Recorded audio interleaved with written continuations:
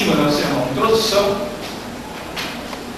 Ela possui uma proposição clara, o que nós estamos aprendendo, que é uma afirmação teológica com certeza de transição, clara e concisa essa proposição, apresenta o assunto do sermão, ela tem que apresentar o assunto do sermão. Essa introdução, tudo isso tem tá no ambiente, lá naquele texto, lá que eu botei lá para você, a estrutura do sermão, você não precisa escrever não, tá?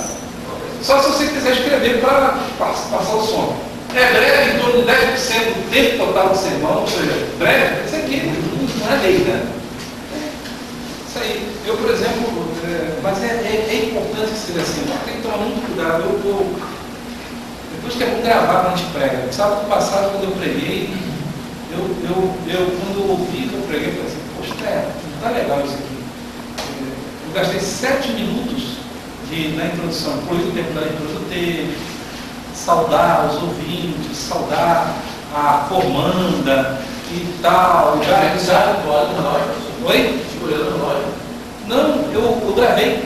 Eu gravei depois, quando eu ouvi, assisti, eu gastei 7 minutos da introdução. O sermão não chegou a 20, foi 16, então eu usei tempo demais na introdução. Se eu tivesse feito a introdução de 3 minutos, ficasse primeiro lero, fosse direto ao grão, teria sido melhor para o ouvinte e para o conjunto da pregação. Então eu acho que tem que se policiar nisso aí.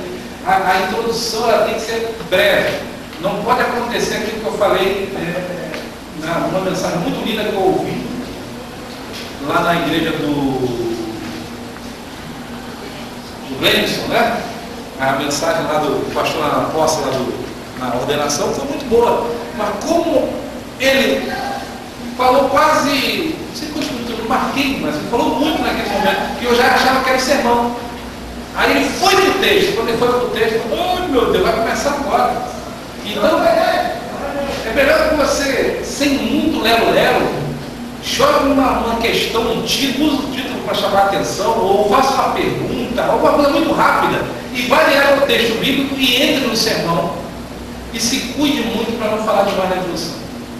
Então, por exemplo, uma introdução, um sermão de 20 minutos, 2, 3 minutos de introdução é o ideal.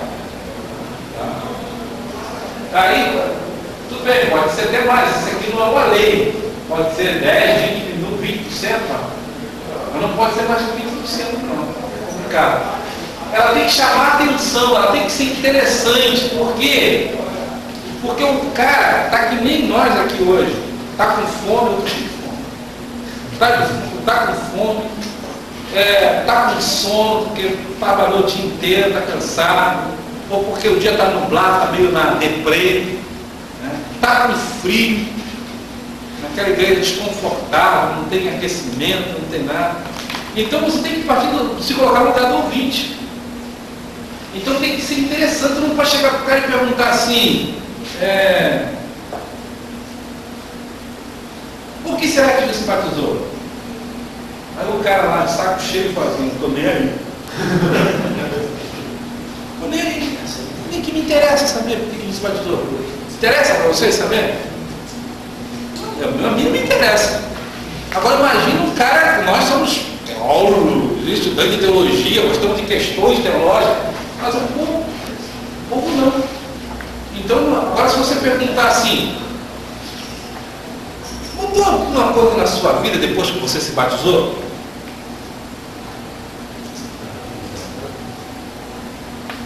O cara pelo menos pensar e vai pensar. Aí tu gancho. É sobre isso mesmo que eu gostaria de falar com vocês hoje. Mudou muita coisa na vida de Jesus quando ele se batizou. Vai embora. Então, quer dizer, uma pergunta, mas tem que ser uma pergunta que toque na necessidade da pessoa. Porque se não tocar nessa pergunta teológica, a não ser que seja uma coisa curiosa da Bíblia, né? Pensa aí em alguma coisa curiosa na Bíblia.